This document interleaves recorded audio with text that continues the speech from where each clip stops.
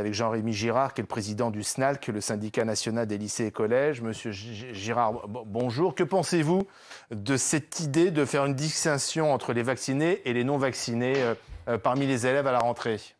Alors c'est quelque chose qu'on a découvert ce matin, hein. C'est pas du tout quelque chose qui avait été discuté avec le ministère. Ça va être compliqué à mettre en place, ça va clairement être compliqué à mettre en place, d'autant que nous on a posé la question au ministère aujourd'hui, on leur a envoyé un certain nombre de questions. On ne sait pas qui va disposer de la connaissance du statut vaccinal des élèves, puisque nous, a priori, personnel de l'éducation nationale, on n'est pas supposé savoir que Jordan est vacciné, mais pas Johanna. Donc qui, quand il y a un cas contact, va dire « Ah ben Jordan reste, mais Johanna est en éviction », ce qui est un terme absolument atroce. Je ne sais pas pourquoi ils ont employé ce terme-là.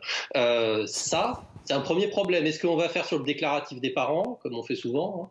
Est-ce que va y avoir les ARS qui d'un seul coup vont avoir des listes d'élèves en nous disant « Ah ben non, dans la seconde 3, c'est tel élève qui reste et pas ». En termes de fonctionnement pratico-pratique, pour l'instant, on ne voit pas trop comment ça se passe. Au-delà des questions éthiques, au-delà de tout un tas d'autres questions. Oui, parce qu'il faut préciser que le pass sanitaire ne sera pas exigé à l'entrée des établissements. Donc, l'élève ne doit pas signaler si oui ou non il est vacciné, testé. Voilà.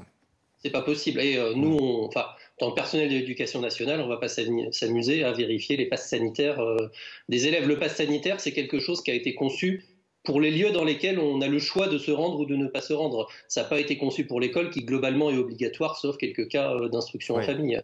Donc le pass sanitaire, c'est de toute façon pas un objet qui est adapté à l'éducation nationale. Donc partant de là, on ne sait pas très bien comment ça va marcher, cette histoire de vérifier le statut vaccinal des élèves, d'autant que vous l'avez dit, à la rentrée, il y a un certain nombre d'élèves qui n'auront pas eu le temps d'être vaccinés. Il y en a certains qui n'ont pas 12 ans en 6e. Et puis la rentrée, vous parlez de septembre, à La Réunion, c'est mi-août, la rentrée. À Mayotte, c'est le 24. Donc on va avoir là aussi probablement des débuts un petit peu compliqués. Jean-Rémy Girard, dans un établissement scolaire, les plus à risque, ce sont quand même les adultes. Est-ce qu'il ne fallait pas obliger les profs à être vaccinés pour cette rentrée? Alors au SNALC, on ne pense pas que la question se pose au niveau d'une catégorie de personnes. C'est à un moment, soit le gouvernement pose la question sur l'ensemble de la population et dit obligation vaccinale pour tous, etc.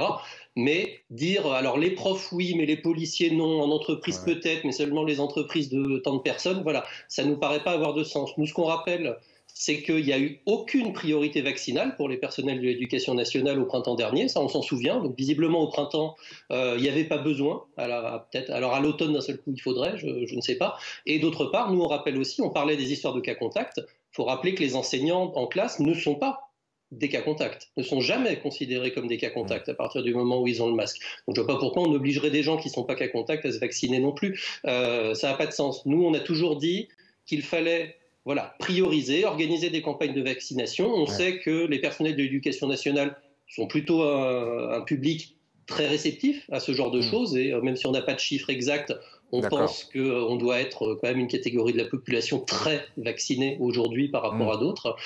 Donc on ne pense pas qu'il y aura un problème majeur au niveau du statut vaccinal des personnels.